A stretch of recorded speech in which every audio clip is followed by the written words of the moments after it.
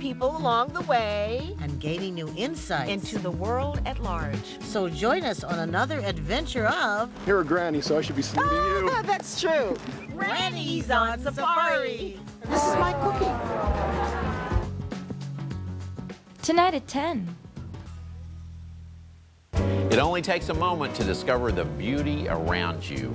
Hi, I'm Bill Stubbs, host of Moment of Luxury. Quiet talk, an ancient tapestry.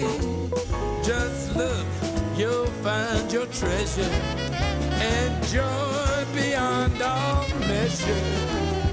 When you find your moment of luxury. Tonight at 10:30.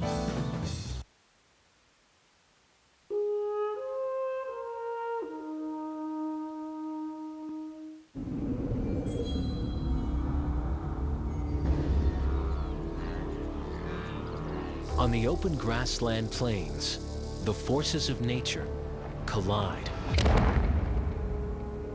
Survival depends on superpowers. Cats go into hyperdrive.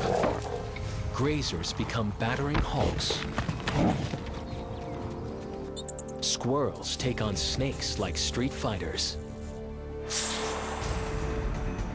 New tools are giving us the inside story on the amazing things animals can do, revealing the brilliance within the brawn, even in the very heat of the moment, when who they really are appears in the blink of an eye.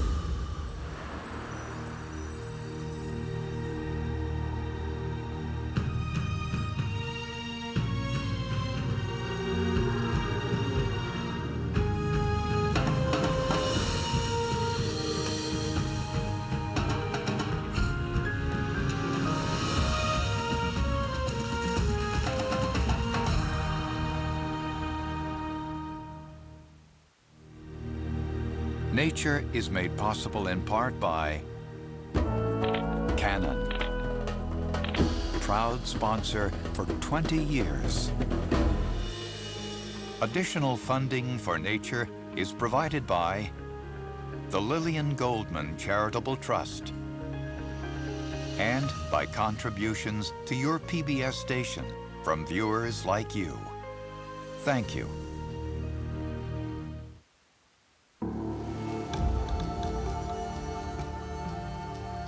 Vast tracts of grassland and savanna are on almost every continent.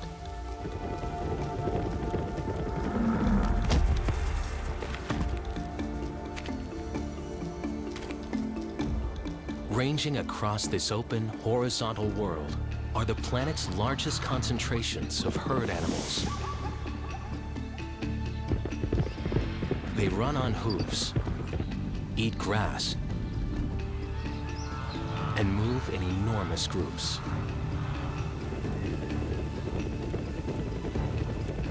And this draws the interest and appetite of some of the most powerful hunters on Earth.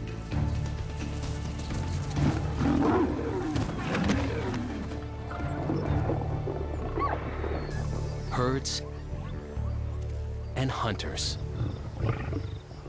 This timeless struggle ushers in some of nature's most dramatic encounters. Wildebeest versus lion. Bison against bison. Herds building fortresses underground. Hunters descending from the sky.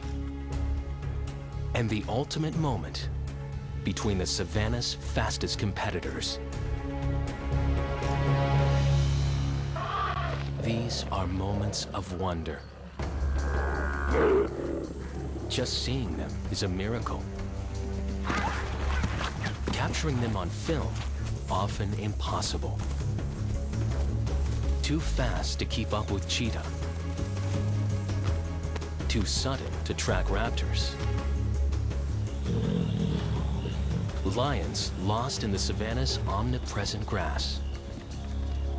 But if we could capture this stop-time drama, the secrets of one of nature's consummate encounters can emerge. Chief among the life and death moments on the African Serengeti are the ones that unfold between the great herds of migrating wildebeest, more than 1 million strong, and the prides of lions that live along the way.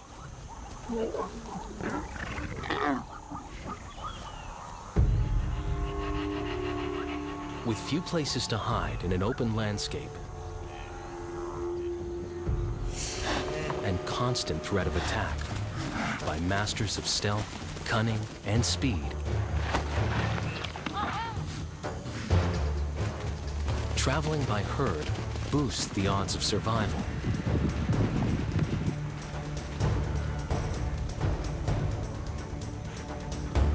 It's a cruel calculation. A herd presents a larger, more obvious target. But the risk on any individual wildebeest is reduced. Of course, it's inevitable that some will fall prey.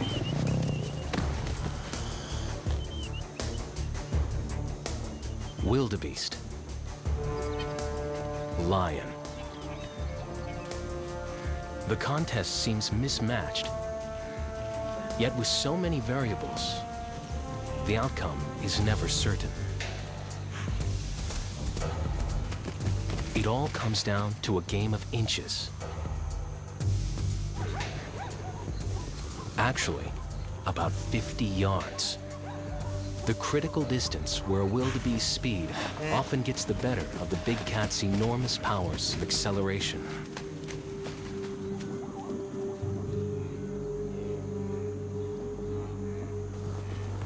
Of these opponents, the wildebeest doesn't look like much of an adversary. But there's more to this unlikely champion than meets the eye.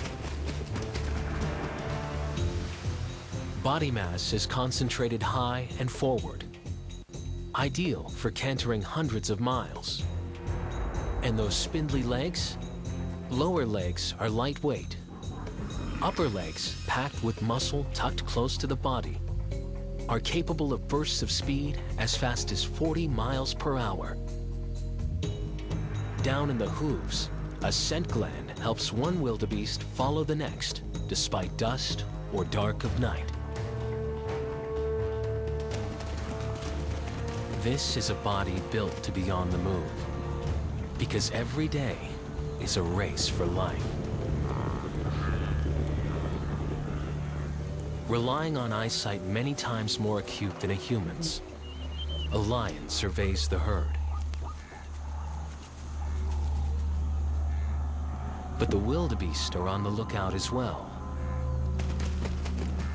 So much so that only about 1 in 7 lion attacks succeed.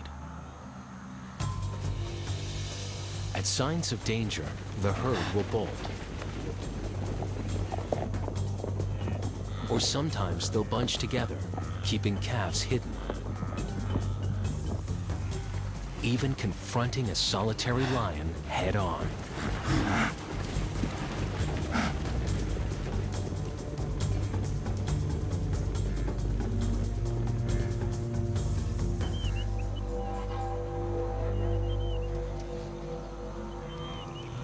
For the wildebeest, the grass is life.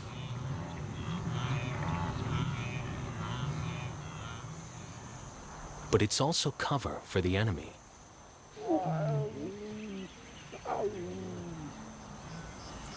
This lion, hidden in the grass, senses an opportunity. A mother and calf have strayed from the herd.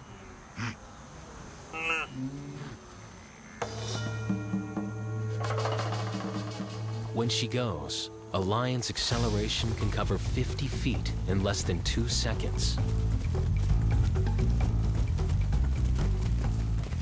But in this moment, something surprising occurs. The lioness turns away from the calf, the easier kill, and makes an attempt for the larger adult. Why she does has everything to do with where these rivals were just seconds before. Having penetrated so far inside the wildebeest's escape zone, perhaps the lioness feels she now has a chance at running down the bigger meal. And unlike the wildebeest's long and lean lower limbs, the lions are short and heavily muscled. It's like a matchup between a marathon runner built for endurance and a sprinter with a weightlifter's strength. The lion's charge zeroes in on the wildebeest's vulnerable flanks. Then there's the leap. Cats can rotate their wrists, wrap their paws around prey, and unleash jackknife-like claws to hold on. Though the wildebeest outweighs the lioness, it isn't designed for side-to-side stability.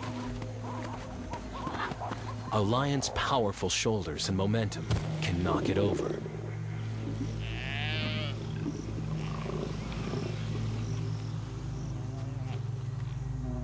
Once it's down, the lion's toolbox of teeth go to work. To seize the throat or to clamp over a muzzle, long canines bite like daggers, killing by suffocation. Later on, upper and lower carnassial teeth work like scissors to slice meat. Even the surface of the tongue has sharp, pointed bumps for rasping flesh from the kill. In the moment, one wildebeest, one lion. But in the bigger picture, it's the grassland's quintessential balancing act. Small bands of hunters picking their opportunities within the migrating herds. Any moment of impact turns on split-second timing, luck, and millions of years of physiological adaptation.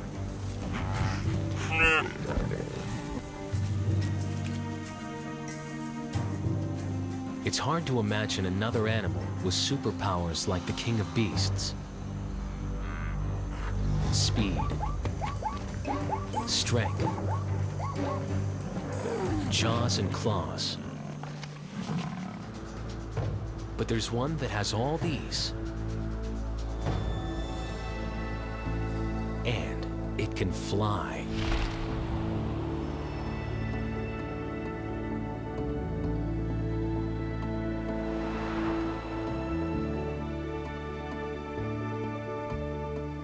With a 7-foot wingspan, the golden eagle is one of the largest and perhaps most ferocious of all birds of prey.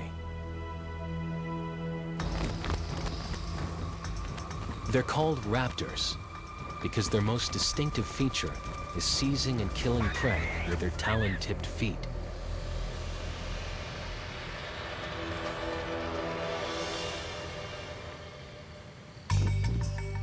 This aerial hunter patrols an area in excess of 15 square miles. And they can dive nearly 200 miles per hour.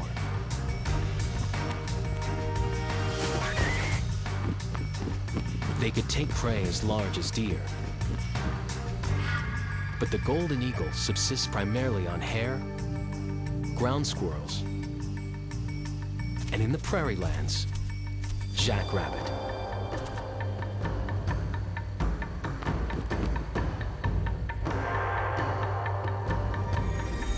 Outstretched claws rocket in, like bullets from above. Their quarry is stranded, racing about on the ground, desperate for an escape. Yet for all their weaponry, technique, and talent, eagles don't always win.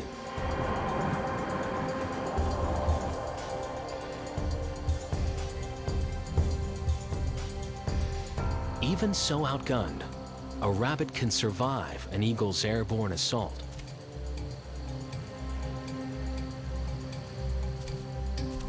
To understand this split-second reprieve, a case when the hunter is upended by the game, we need to retrace the moment to its beginnings. When the eagle was flying high, using its broad wings to catch the thermal currents.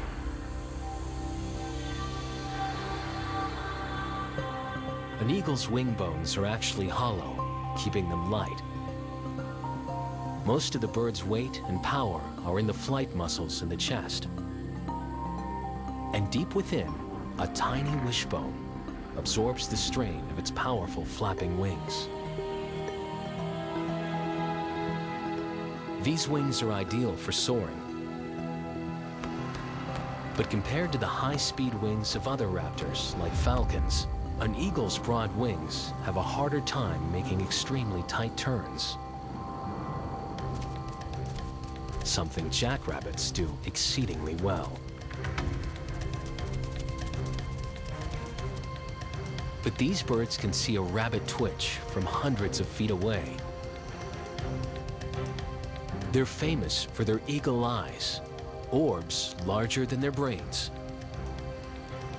delivering an image 3 times sharper than a human's.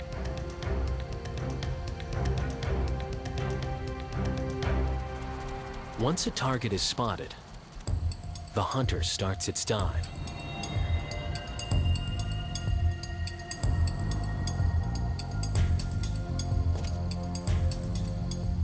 But a jackrabbit doesn't give up easy. Its powerful hind legs can propel it along at more than 40 miles per hour. Adaptations in its skull help it keep a level head, despite the frantic pace. The rabbit skull is built on a shock-absorbing joint to help stabilize vision during leaps and bounds at top speed.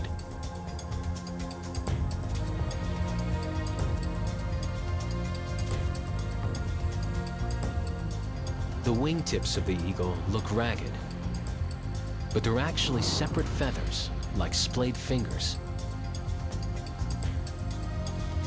Individual winglets for better lift and to keep the bird from stalling as it's braking.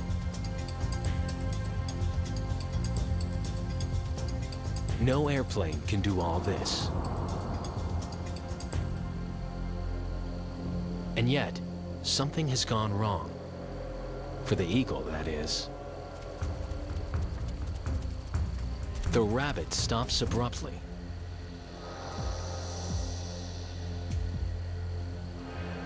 And the eagle overflies its mark.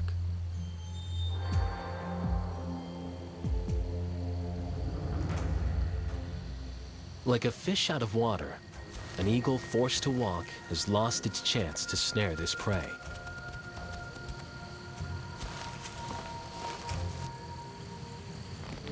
For all their amazing weaponry, hunters are only successful a percentage of the time.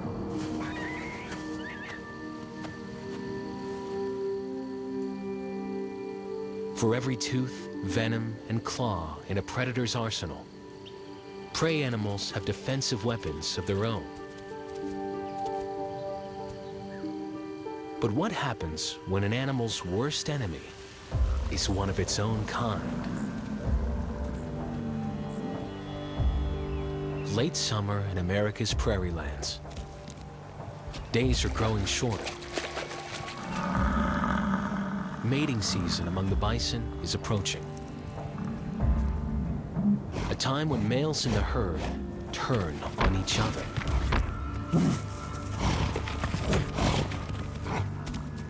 It's known as the rut. Bulls will stage aggressive displays to compete for females.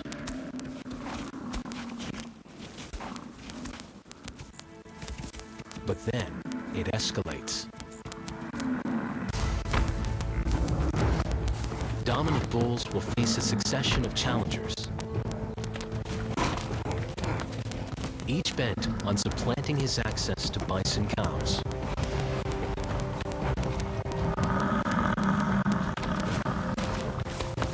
When bison meets bison, it's a moment of pure impact. How How are the bodies of North America's biggest brute engineered from within to dish out maximum force? From their earliest days, they're born with bison attitude, even before they've grown the beef to back it up. But within just a few years, they'll weigh in at more than 2,000 pounds. With this much body armor, they're ready for a rumble.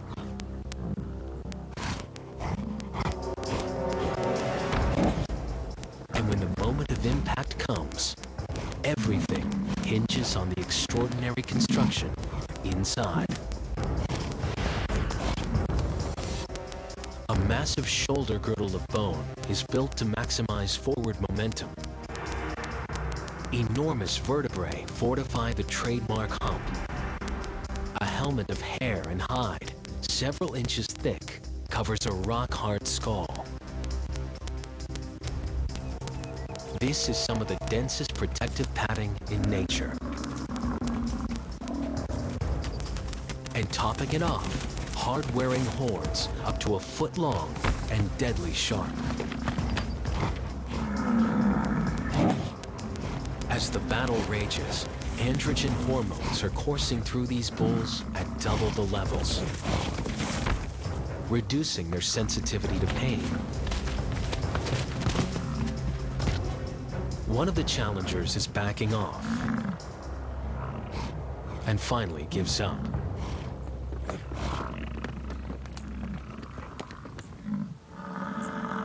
Animals with a rutting season knock heads just once a year. For another, headbanging is a way of life.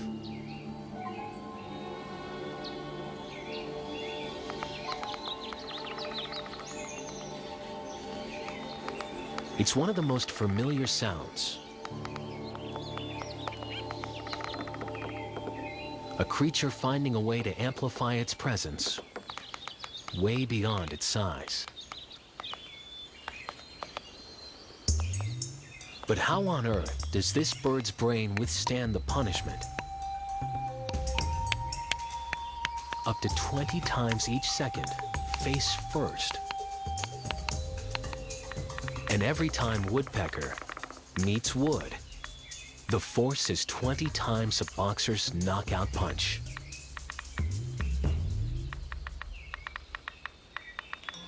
Woodpeckers are equipped with strong bills to chisel out a nesting hollow, to probe for bugs, and to drum out a mating call. But for this moment after moment of impact, the durability of the exterior hardware owes everything to the operating system inside. A millisecond before each strike, muscles behind the beak contract to divert the impact on the brain. The bird's extra long tongue retracts within and wraps around the skull.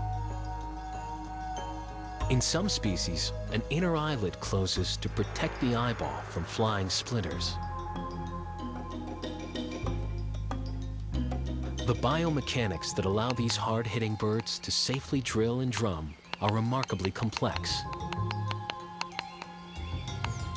But the payoff, quite simple.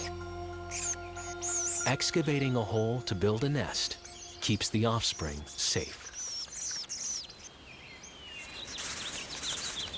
Whether it's hatchlings in a nest or pups in a burrow, in the natural world, these places are often a target. Sometimes by very formidable predators. But at the moment of impact, even small prey, armed with secret powers, are willing to face off against a dangerous enemy.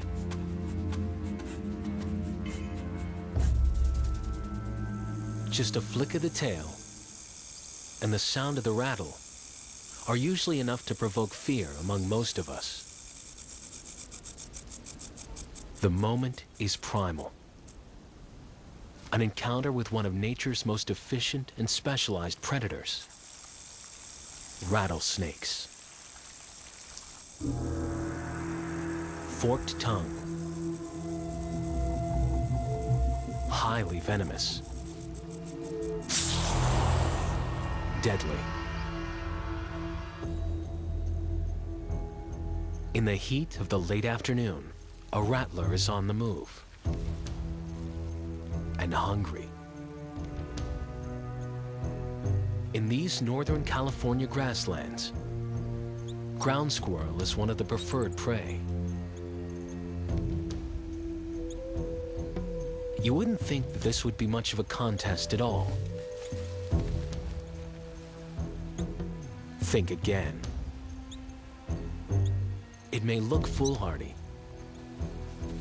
but the common ground squirrel has evolved superpower defenses to protect the colony at this moment of danger. The heart of the squirrel's strategy is deception, looking and behaving like something else. And why it works has everything to do with how its opponent sees the world. A distinguishing trait shared by a group of venomous vipers around the world is the heat-detecting organ located on the sides of their heads. They're known as the loreal pits, external openings to a pair of extremely sensitive heat registers that help the snake judge the location and the size of warm-blooded prey. Working like a pair of rudimentary eyes, heat pits enable a snake to discern something warmer by only 0.003 of a degree from the surrounding temperature.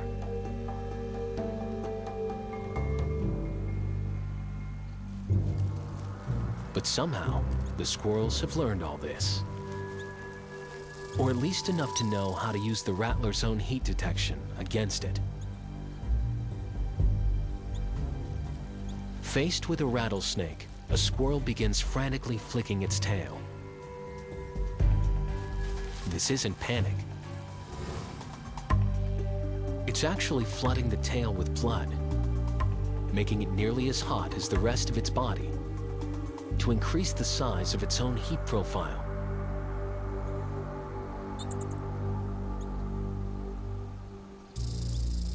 The snake is thrown on the defensive. Other squirrels join in, chirping out alarm calls to warn the rest of the colony.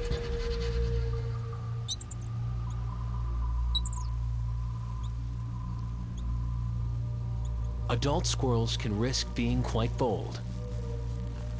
Even if they get bit, enzymes in their blood render the venom less toxic.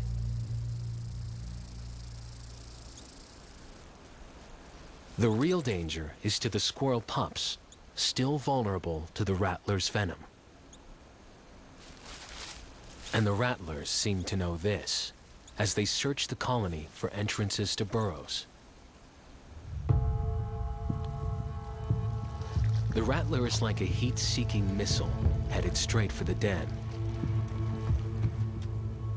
This is a moment no parent wants to face.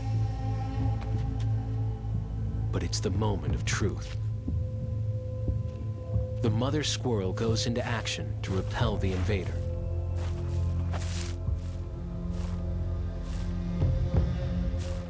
The snake is risking burial under the dirt. Finally, it retreats.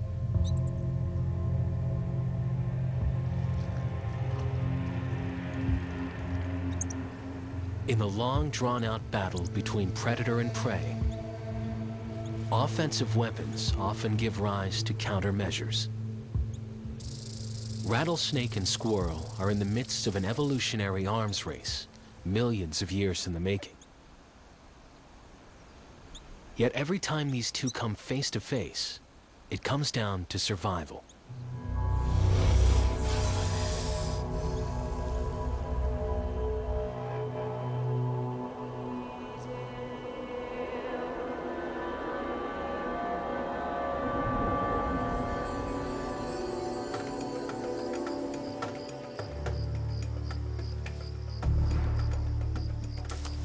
not every grassland encounter is so one-on-one.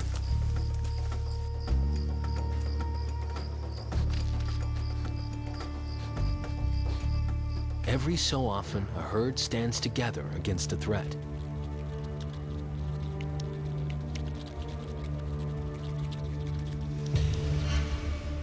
Sometimes it takes an entire army responding as one at a moment's notice against an invader.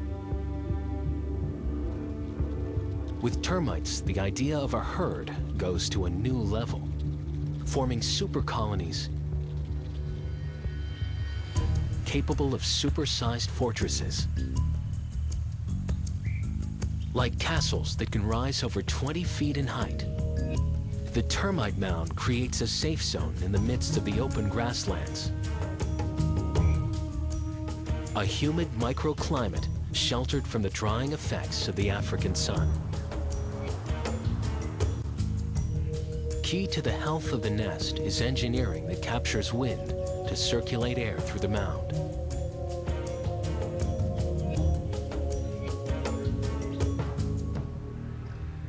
Inside is a multi-story home, suitable for a family of 4 million. It comes with roomy chambers for egg laying, nurseries, fungus farming. The accommodations are extensive, but this is no paradise. Not when intruders drop by so frequently. It's not surprising that so many animals have evolved a taste for termite. They're abundant. Planet-wide, ants and termites make up 20% of animal life. And as a source of food, they contain more protein than steak. The real question is, how do the termites survive all the attention? They have a secret weapon, and she has superpowers. Buried deep below the mound is the termite queen.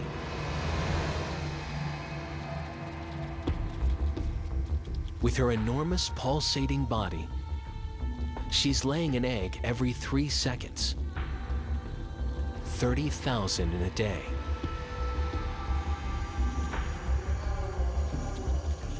She's also secreting a pheromone that stimulates her blind workers to catch her eggs like midwives and carry them to the nursery.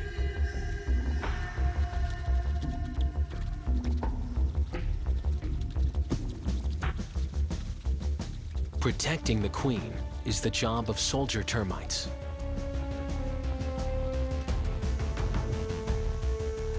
When a moment of invasion occurs, they are ready to defend the mound.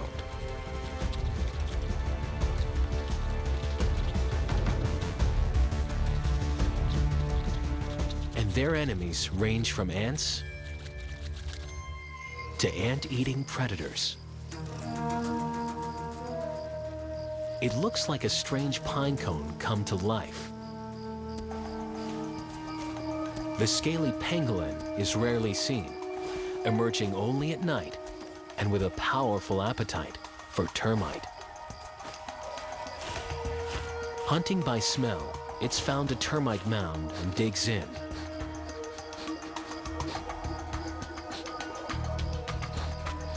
But it really makes headway with one of nature's more bizarre utensils. The pangolin can extend a tongue 16 inches in length, and as it probes, it's covered in a sticky termite-catching slime. Soldier termites fight back, using razor-sharp jaws to bite and tear at the intruder. The invasion may have accounted for losses in the thousands. But with the queen's prodigious egg-making, that'll be made up in less than a day. She ensures that this underground herd will endure, relatively safe, for decades.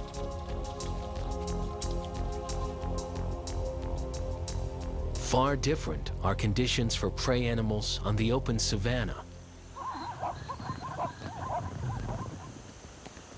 Often a place of vigilance,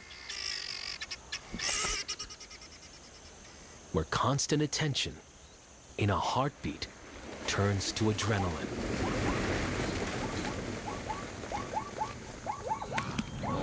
And nowhere are things more risky than at a water hole.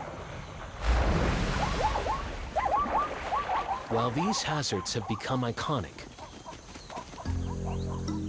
for one animal, the challenge goes well beyond predator-prey. With the simple act of taking a drink of water, the giraffe's very body plan is put to the test. And the problem isn't just confined to its awkwardly bending knees. When a neck is this long, some remarkable advances are required internally. Powering this neck is the most forceful blood pressure in the animal kingdom. Its heart, 40 times bigger than a human's, pumps 16 gallons a minute to traverse 9 feet of giraffe from heart to head. But if this much blood is pumping at the moment they bend down to take a drink, why don't they get dizzy, as we would, when they lift their heads to the sky? Inside a giraffe's neck, a complicated series of vascular valves increase blood pressure to the rising head. Even the veins contain muscles to regulate blood flow, keeping these giants from getting lightheaded. Luckily, they only need to drink every few days, getting most of their water from the 75 pounds of vegetation they typically eat each day.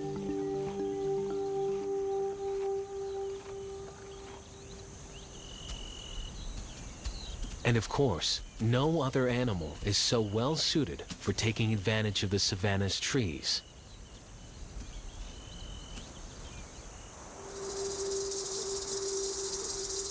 In the midst of the dry season, new shoots are still sprouting in the crown of the acacia tree. A high-protein meal only available to the world's tallest animal. Males can reach 18 feet in height. Complementing its long neck is its elongated prehensile tongue. As handy as fingers, it can strip leaves while avoiding the acacia's sharp spines.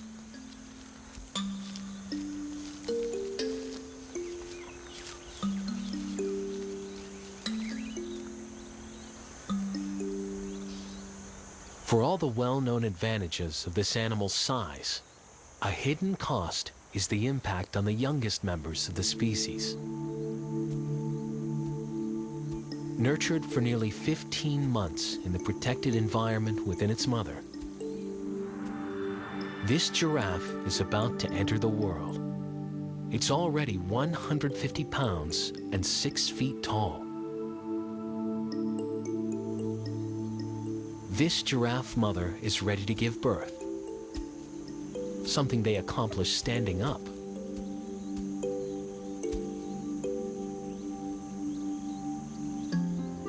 From a height of 6 feet, a newborn giraffe's first journey is quite a drop.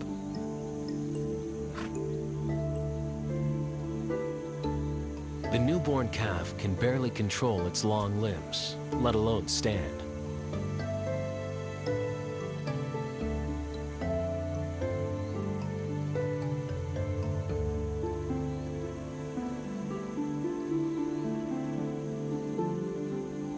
Unlike wildebeests, giraffe mothers and their newborns don't immediately rejoin a herd.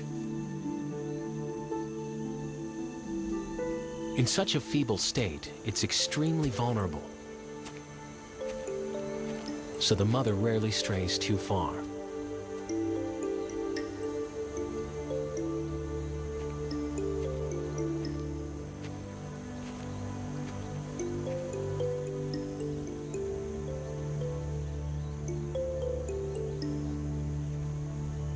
For all their slow-moving elegance, when protecting their young, Giraffes can be fierce adversaries.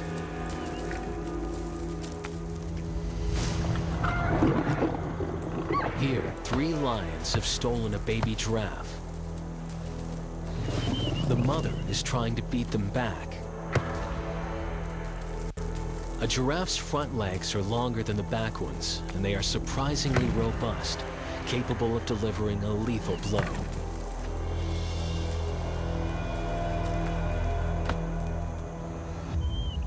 It is rare that lions will brave an attack on a full-grown giraffe. The lions have done most of the damage, but in the heat of the moment, she may have trampled her own calf.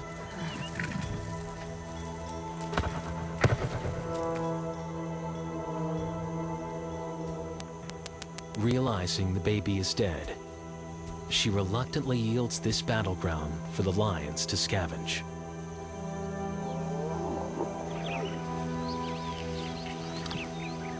More than half of all giraffe calves fall prey, typically to lions or hyenas. As elsewhere on the savannah, birth and death are close companions, tipping one way or another in a moment's time.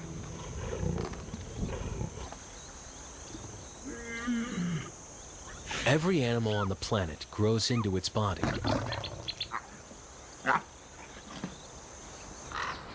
Some faster than others. But no one comes into this world fully formed. It can take some time to learn how to use the equipment. And when we need it in the moment, we better be ready.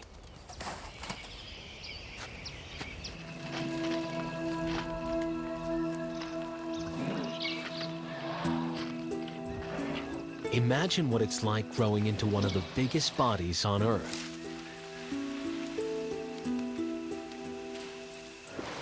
All young elephants must face a crucial early test. They actually have to learn to use their trunks, the remarkable organ on which their lives depend. An elephant's trunk is a hand, a nose, a telescoping probe. It's a forklift that's been used for hard labor. It's the only utensil they need for putting food in their mouths. And in the water, it's a cannon, a snorkel, a straw. A baby elephant nurses from its mother with its mouth. This calf is trying to drink water the same way. A young elephant can get pretty frustrated trying to get momentum into its dangling appendage.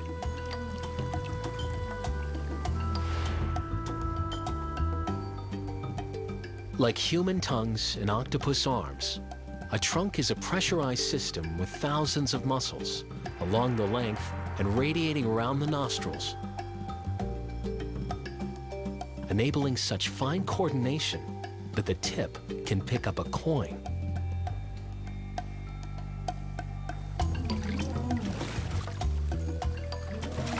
Once they learn, everything an elephant eats and drinks will be put into its mouth with the trunk. And the skill with which they use it can at certain moments turn into an instrument for some sort of higher intelligence. When they're touching the bones of their dead. For an animal so well known for its size, vital to the design is perhaps the most versatile tool in the animal kingdom.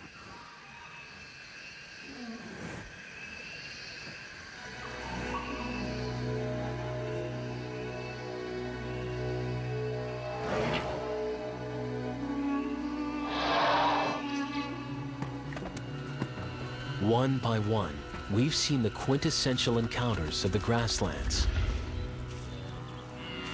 Displays of stealth, power, strength in numbers, grace in motion. Yet the open savanna has shaped animals in yet another way.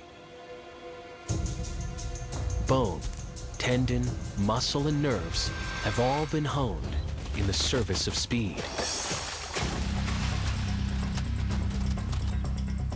The result, the ultimate moment of herd and hunter, is between the cheetah and varieties of gazelle.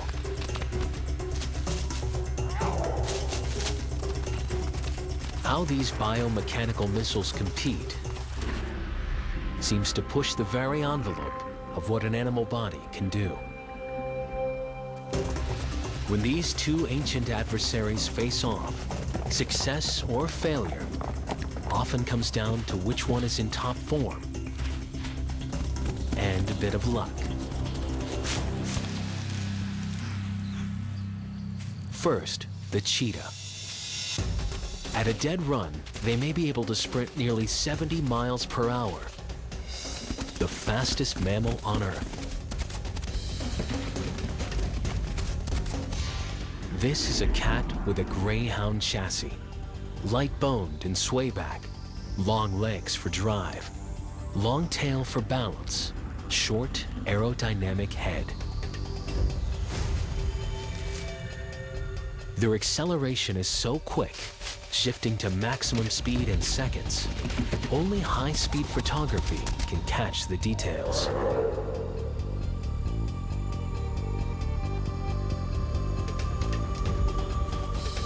Cheetahs are rocket fast. They have to be. So is their prey.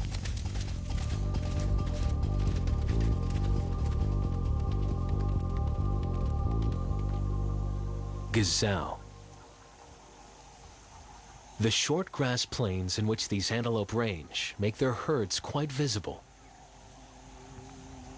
Tommies and springbok are sociable and gregarious. Their herds open and fluid. They aren't quite as fast as the cheetah, but their advantages are quick turns and distance. They can maintain a run with stamina far outlasting the sprinting cat. When galloping, the gazelle's gut can pump like a high-performance piston, maximizing oxygen intake. Besides their impressive endurance, springbok have a style of running all their own. Sudden leaps, called pronking, may show off their strength and fitness.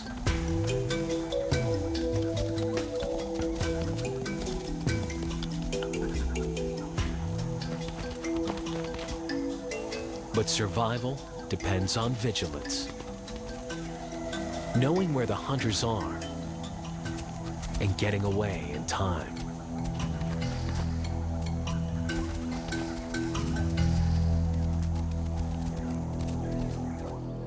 The cheetah doesn't make it easy. With their speed, they don't need to get as close as lions to launch an attack. And since lions often hunt at night, cheetahs work primarily on the day shift. Their spotted coat helps them hide in the grass. This is a highly visual hunter. Black shading under each eye cuts glare. Large forward-facing eyes provide color vision. And within the eye, a specialized band of nerve cells increase their powers to focus on prey moving across the landscape.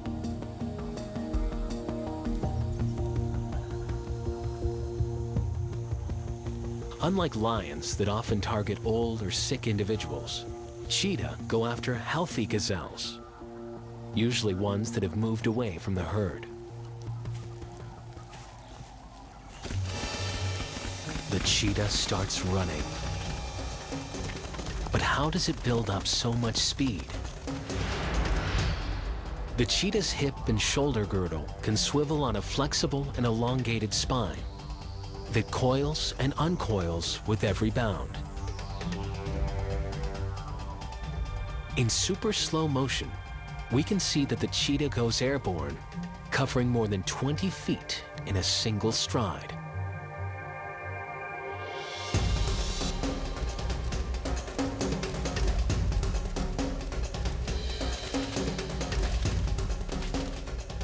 Its spine curves backward in the extreme, while ligaments at the bottom and top of the spine stretch and snap back, in effect shooting the cat forward. With hair trigger responses, this antelope attempts its escape. Though it is slower, it can out-corner the cat.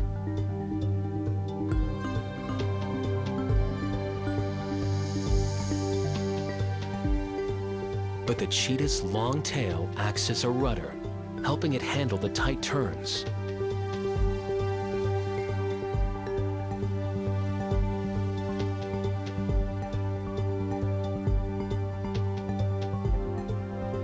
Even while moving so fast, a cheetah can extend one paw to trip up its prey.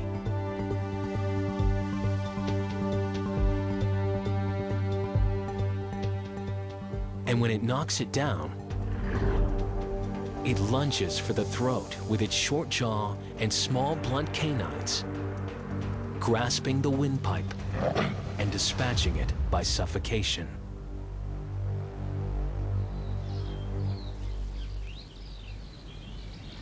Today, this cheetah has been lucky. And though this one gazelle has met its match, the rest of the herd, by force of numbers, lives on.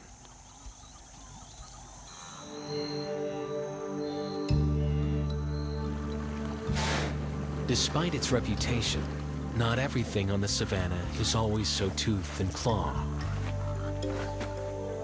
Not every second so adrenaline-filled.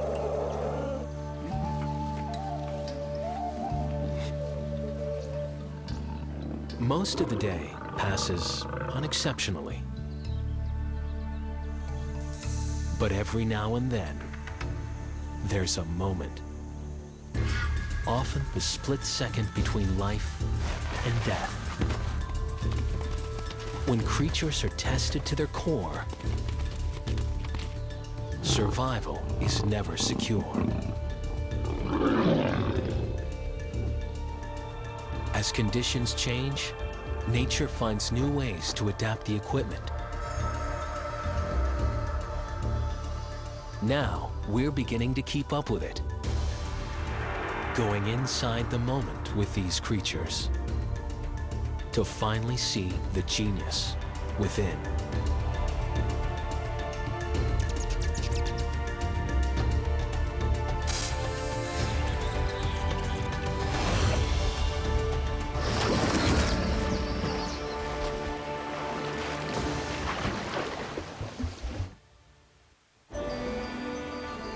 We are a nation of explorers.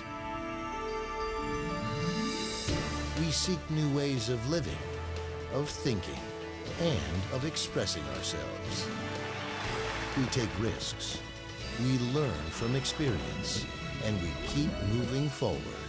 That's why we encourage and celebrate the explorer in all of us. Next time on Nature. Jungle athletes take flight, walk on water, and display split-second timing. Now, we can deconstruct the natural world, capture its remarkable displays, and grasp the genius behind each moment of impact.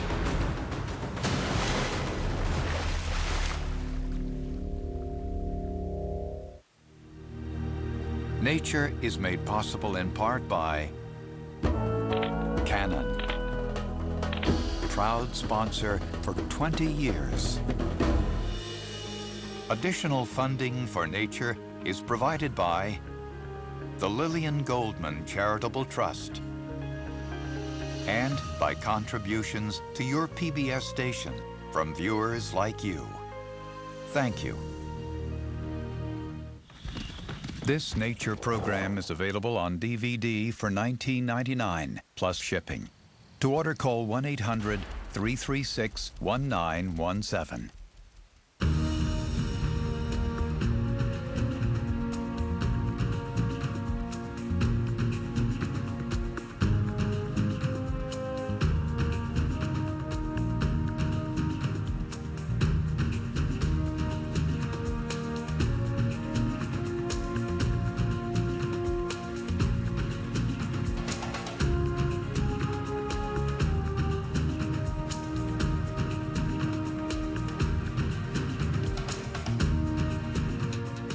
To learn more about what you've seen on this nature program, visit pbs.org.